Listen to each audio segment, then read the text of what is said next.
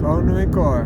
This is the entrepreneurship series. So what qualities do you really need as an entrepreneur? And today we will talk about number 6. So this is organizational wit and sensitivity. So organizations are how everything is working at the moment. It's like the rotaries in a system that work together to achieve the goals. And as an entrepreneur, you want to add value. You want to add value to your customers, for example, patients.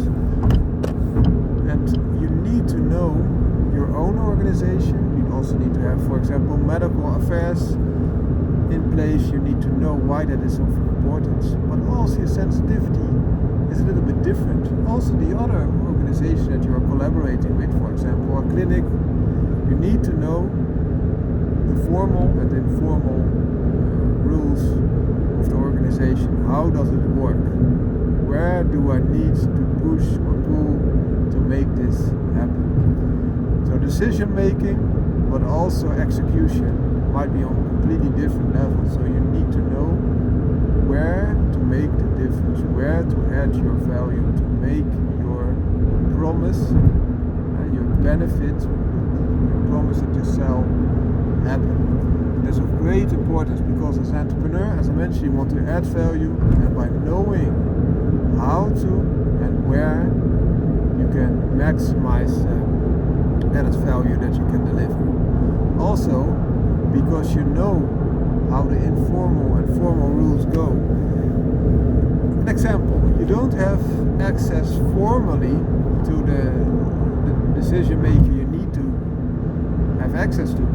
But if you know the informal route, you might still be able to get your message across. And perhaps that is not the optimal way, but you already have them sensitized. And then at a later stage, you understand how you can make this happen there. You can also, through your organization, if you know your organization, and you also need to know the interaction that they have with other organizations.